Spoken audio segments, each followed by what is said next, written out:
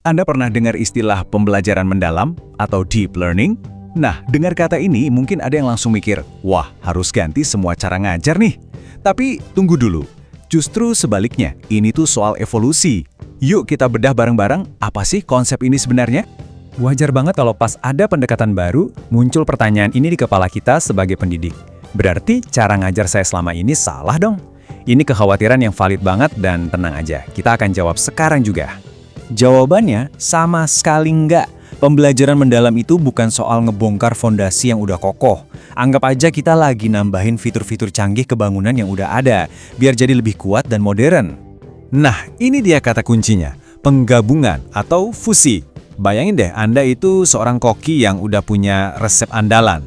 Pembelajaran mendalam itu ngajak Anda buat nambahin bumbu-bumbu baru yang inovatif ke resep itu. Hasilnya, hidangan yang rasanya jauh lebih luar biasa.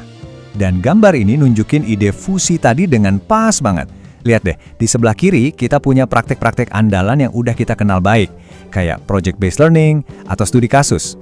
Terus di kanan ada inovasi-inovasi baru, kayak coding atau e-portfolio. Nah, pembelajaran mendalam itu ada di tengah-tengah, tempat di mana dua kekuatan ini nyatu. Terus, tujuannya apa sih? Sederhananya, ya buat memperkuat yang udah bagus dan ngerancang unit pembelajaran yang lebih kaya. Tapi yang paling bikin beda itu ini, peran guru geser. Bukan lagi sekedar penyampai info, tapi jadi seorang aktivator yang nyalain api semangat belajar di dalam diri setiap siswa. Keren kan? Oke, jadi apa sih yang jadi fondasi dari ide keren ini? Ternyata semuanya itu berdiri di atas 3 pilar filosofis yang kuat banget. Yuk kita lihat satu persatu. Prinsip pertama itu berkesadaran. Ini bukan cuma soal hadir fisik di kelas loh. Ini tentang siswa yang benar-benar sadar kenapa mereka belajar, apa yang bikin mereka termotivasi, dan gimana cara terbaik buat mereka mencapai tujuan itu. Mereka jadi kayak kapten di kapal belajarnya sendiri. Terus gimana cara kita lihat siswa yang belajar dengan berkesadaran? Ciri-cirinya kelihatan jelas kok. Mereka tuh nyaman dan fokus, bisa cerita soal gimana cara mereka belajar, nggak takut sama ide-ide baru, dan yang paling penting, rasa ingin tahu mereka tuh nggak ada habisnya. Prinsip kedua, bermakna. Ini tuh jawaban dari pertanyaan abadi siswa. Buat apa sih saya belajar ginian? Jadi daripada cuma ngapalin rumus, siswa bisa pakai rumus itu buat ngerancang jembatan mini yang kuat. Pengetahuan itu jadi hidup dan relevan banget buat mereka. Intinya, pembelajaran itu harus jadi jembatan. Jembatan yang nyambungin apa yang dipelajari di kelas sama dunia nyata di luar sana.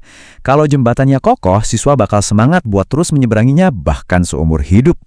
Dan pilar terakhir yang mungkin paling penting adalah menggembirakan. Kita sering meremehkan kekuatan rasa senang, padahal ini krusial.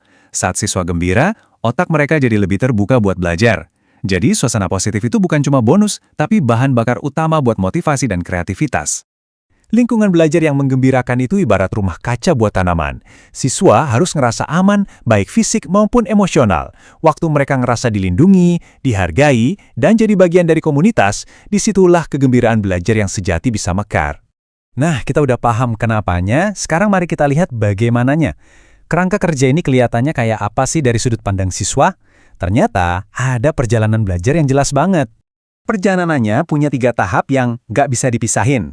Pertama, siswa memahami fondasi ilmunya. Habis itu, mereka mengaplikasi ilmunya dalam aksi nyata. Dan terakhir, yang nggak kalah penting, mereka merefleksi buat belajar dari pengalaman itu. Ini sebuah siklus yang terus berputar. Yuk, kita bedah dikit. Memahami, itu dasarnya. Mengaplikasi itu saatnya teori diuji di dunia nyata buat mecahin masalah. Nah, merefleksi ini saatnya siswa mundur sejenak dan nanya, apa yang berhasil? Apa yang bisa aku perbaiki? Ini namanya metakognisi, belajar tentang cara kita belajar. Sebuah keahlian super buat masa depan. Oke, teorinya kedengeran luar biasa ya.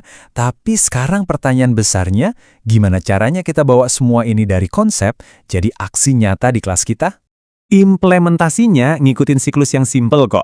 Dimulai dari perencanaan yang matang, lanjut ke pelaksanaan di kelas yang pegangannya ya 3 prinsip dan 3 tahap tadi, dan diakhiri dengan asesmen yang fokusnya ke pemahaman mendalam, bukan cuma sekedar hafalan. Dan ini penting banget. Perubahan ini nggak bisa jalan sendirian. Disinilah peran kepemimpinan sekolah jadi vital. Seperti yang ditekankan di sini, tugas pemimpin itu memberdayakan para guru. Mereka harus pastiin setiap guru punya alat, dukungan, dan keahlian buat ngerancang pembelajaran yang benar-benar nyambung sama setiap siswa. Jadi kita balik lagi ke ide awal, fusi. Coba deh, sekarang Anda pikirin sejenak. Satu aja praktek mengajar terbaik yang udah Anda kuasai. Udah kebayang? Sekarang inovasi baru apa, bisa aplikasi, bisa strategi diskusi baru, yang bisa Anda gabungkan dengan praktek itu besok. Mulailah dari satu hal kecil itu. Karena dari sanalah perjalanan pembelajaran mendalam Anda dimulai.